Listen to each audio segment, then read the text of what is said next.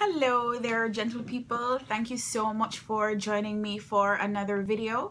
And if you are brand new, my name is Loy and I am super excited to have you. So definitely stick around because I have a lot to share.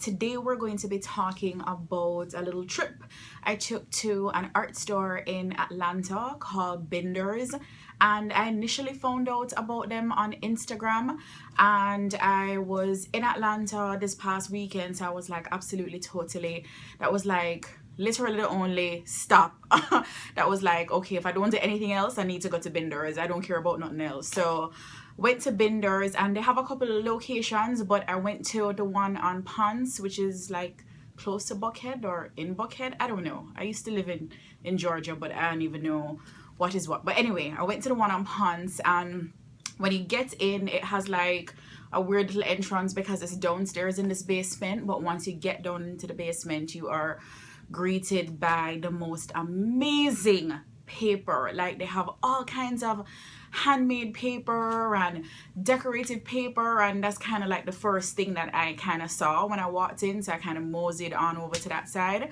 but we'll get there. So I'm going to show you guys the stuff that I got from Binder's, and I kind of picked up things that I don't normally see in the stores here.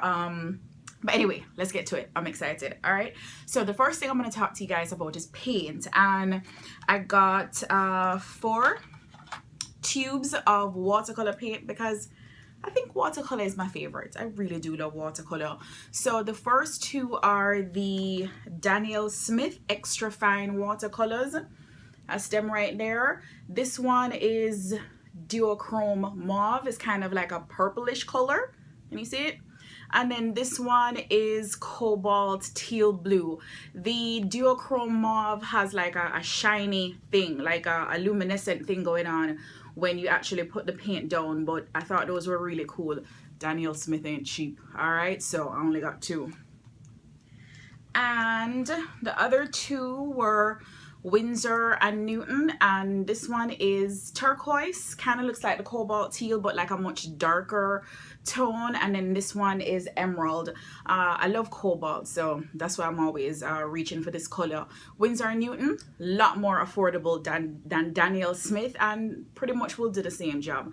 All right, the tubes of Daniel Smith are bigger, just to kind of give you an idea of size. We're talking about 15 milliliters in Daniel Smith as opposed to 8 in Winsor and Newton. So Winsor and Newton, much more affordable, and will do exactly the same thing, but the colors are pretty neat. I kind of did a swatch to show you. That's what the colors look like. So on this side we have the Winsor and Newton turquoise, and then the emerald, and then here is the Daniel Smith duochrome mauve, and then the Daniel Smith cobalt teal. So that's kind of what it looks like. It might be hard to see the luminescence in that mauve color, but that's pretty much what the paint looks like. So that is the paint. Oh, before I finish on the paint, I got a couple palettes. I have one exactly like this, but you can never have too many palettes. So while I was actually there before I got back to Florida, I kind of just squeezed the paints that I bought out and was just kind of messing around with them. So I got this palette there, and then I got another palette that I haven't seen down here. This one I thought was pretty cool because it has like these grooves that kind of slide down in, so thought that was cool. So that's another palette.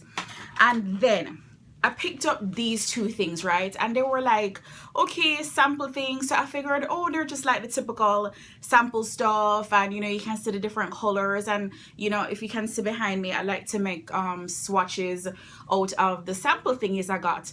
But by the time I got to the house, I realized that these were sample paint thingies that you can actually pull paint from. So let me show you the first one. This one is the Daniel Smith luminescent, and basically they're different samples of this new line of luminescent watercolor. And if you see, I'm kind of trying to show you how shiny it is. I mean, it comes with little splotches of paint, and then I kind of pull the paint to the side just to kind of swatch it out. So we could see it, and I hope you can kind of see how shiny and luminescent that is, because I thought that was like simply amazing. I know like I do have kind of a pearlescent set of watercolors, but trust me, they're not like this. Has actual mica in there, which is what makes it look like this. So you know, depending on where you're looking, it takes on these different hues. So I wish I had picked up more of these. I could have kicked myself by the time I got back to the house. I was like, whoa, they were like actual paint samples. So the bottom ones obviously are the ones that you would put on black paper, and then the top just regular watercolor paper. So I thought that was cool. And then the QOR, I actually have a set of QOR watercolors, and I'll be talking to you guys about the QOR soon. They're supposed to be a watercolor with some kind of fancy smanchy new binder that holds the pigment better, and you know, it retains all the qualities of traditional watercolor. But when I opened the bloody thing too, this one was also a little palette. So it came with this little wax papery deli paper looking sheet on top, and you actually had color that you could pull from. So I made this swatch here, and again, this is the QOR watercolor, and it just kind of swatches out, and it came with a little piece of watercolor paper in there, and I was like, oh, kick myself, because I could have picked up some more because they were like totally free. But I thought that was super cool. If you're doing like, you know, workshops or demonstrations or something, this would be like a cool thingy to put together to give to people to work on. I just thought that was like super neat. So that is the paint, going hard in the paint. All right, paper next. I got some Fluid 100 watercolor paper. So this is a 4x6 pad of Fluid 100, and it's 100% cotton. It's probably the best grade of paper made in the United States. I would kind of go out on a limb and say that it's very comparable to Arches. Again, 100% cotton. And this one is a block. So we talked about the blocks before. They're kind of glued on the sides to make sure that the wet media isn't buckling once you lay it down. And that was actually what I did these swatches on. Let me tell you, it's thick. It's super, you see that? Look at that. I mean, it's almost like watercolor cardboard. It's super, super thick. So it definitely holds a lot of media, and it was not buckling. So that was cool. I got another pad of the Fluid 100. This one came in a set though. And let me tell you, I got this one because it came with an Escada brush, which I forgot to check out the brush. Hold on. Where's the brush? Okay, here's the brush. It came with this size 6 Escada brush, and these Escada brushes are made in Barcelona, and let me tell you, they're super pricey. So when I saw like it was all plasticky up it was like together, and you know, the whole set came as a set. I don't know what's wrong with me today, but when I saw the Escada brush as a part of the set, I was like, totally, I am in there like swimwear. This is from the Reserva line, and it's Kolinsky, so I thought that was really cool. Again, Escada makes some of the most amazing brushes. They're all handmade, and this is a size 6, and I love to work with size 6 and size 8, so I thought that was pretty cool. So again, this Fluid watercolor paper is also in a pad as well. So it's sealed on, well, actually this one is different. It's not sealed on all sides. It's only sealed on the lengthwise side. So you can either separate the paper from that side or from that side. But again, I mean, it is 100% cotton quality. It looks like it's made in Kansas City, but it's good stuff. I mean, like I said, very comparable to Arches. All right, this I thought was pretty cool as well.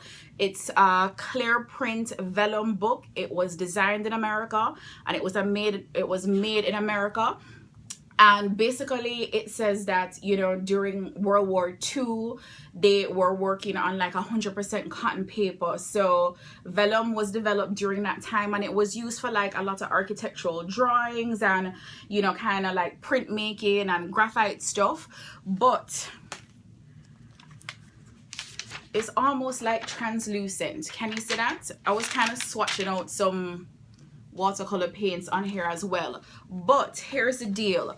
With this vellum paper, you can, let me tell you exactly what you can do with it. You can do, let me tell you what paper says. Oil paintings, encaustics, watercolor, acrylics, inks, pastels, charcoals, graphite, colored pencil, markers, printing, and mixed media. So it's 100% cotton, and I mean, it still amazes me. Like, I really need to understand the science of how, you know, this 100% cotton cold pressed watercolor paper and this 100% cotton vellum, I mean, they're completely different textures and consistencies, two totally different substrates but made from exactly the same material. Cotton is so versatile. And I know you heard that clunking sound, but I was eating, so that's the spoon with the yogurt, so pay that no mind. So I thought that was really cool. Oh, and another really cool thing with this vellum too is that you can work on both sides of it. There's no bleed through. So I know you can see the colors on this side, but absolutely no bleed through at all, even though that was watercolor. So vellum, clear print vellum book, and these came in all different shapes and sizes. I like to get stuff that's portable that I can kind of work with. And all right, here's the deal. I know how to bind books, right? So a lot of the, what should I say, a lot of the sketchbooks and a lot of the books that I paint in, I pretty much get the paper and put them together myself. But I have been kind of looking at this Strathmore watercolor book for or watercolor journal for a very, very long time now. And every time I still want to pass it, because I'm like, I totally can make that myself. But it was on sale for 40% off. So I was like, you know what? Let me scoop that up. So same thing, 140 pound cold press watercolor paper. It has 48 pages, and the reason why I like the journals this size is when you open them out, you pretty much can do a spread, a design all across both sides of the paper, and it lays flat, which I thought was cool. So this again is Strathmore, and I love Strathmore. Strathmore is a very decent brand. Okay, two things I was super excited about that I haven't seen anywhere else. One was this Impress Print Media mono print plates. All right, so this is where this comes in. I have been wanting to get some jelly plates, right? And if you've been paying attention to like the whole art supply scene, is that a scene? Anyway, so jelly plates are used for mono printing, and they feel almost kind of like plasticky, but basically you can lay paint down on it and, you know, use a brayer and all kind of different designs, and then you put your paper on and you print. But the jelly plates are like ridiculously expensive. I don't know why they're so pricey. I went to AC Moore the other day, and even with the 40% off, it was still like $15 for one little piece of plastic. I was like, no, try the best, but I want it. So I thought these were really cool because basically you can do the same thing that you do with the jelly plates, and 3 of them come in the pack. They're 8 by 10, and to give you an idea, oh, that glare is like kind of killing it, but to give you an idea, again, pretty much you just use a brayer to get the paint on, and you can put all kinds of impressions and use stencils, and you can use them over and over again. So they work with different printing techniques, additive, reductive, trace, stencil, dry point, viscosity, and collage. So you can apply a whole bunch of different printmaking techniques using these mono print plates, and they're way less expensive than the jelly plates. So I intend to have some fun with these. And check it out. Isn't that cool? It's an ancient Egypt coloring book, and I just was not going to make this slide. So something I always do when I'm in the store, right, is I'll pull out my phone and I always scan the back of stuff. If I see that I can get it on Amazon for cheaper, 10 times out of 10, I'm gonna get it on Amazon. When I tried to pull this up on Amazon, it was pretty much exactly the same price, and then it didn't even have Prime, so no free 2-day shipping, so scratch that. So I ended up getting this, and the paper is sweet. All right, so you can do watercolor or ink or colored pencil, and it has all these different designs from ancient Egypt. Isn't that cool? I thought that was really sweet. So Again, it's an artist coloring book. The designs are very intricate and you can do some pretty amazing things with them. This would be a great gift after you use some watercolor or something. You can frame it and give it to somebody as a present. So I thought that was really, really cool. All right, let me hurry up and get this video because we're almost there. I got some paper. Remember I told you guys as soon as I walked in I saw the paper. I wasn't gonna let that slide, so I had to transport it in this thingy because I didn't want to get it messed up on the flight. All right, here comes all of it. All right, so here is one sheet. Isn't that pretty? I saw that, I was like, woo, paper love. I'm in love. And I think my plans for these include making some journals, doing some bookbinding. So I saw this one and I mean, the paper just took my heart. Look at how pretty that is with the gold and the shimmery. All right, so that's one sheet. Woo. And let me tell you, the texture of it, this is not play paper. This is some serious paper. It feels amazing. Then look at this one. Isn't that gorgeous with the same, okay, no, that's not gold, but it kind of looks like stone. So this one was described as batik. I thought it was so pretty with the blues and the greens and the turquoise, all those cool colors. Kind of remind me of the water at home in Jamaica. So I thought that was really cool as well.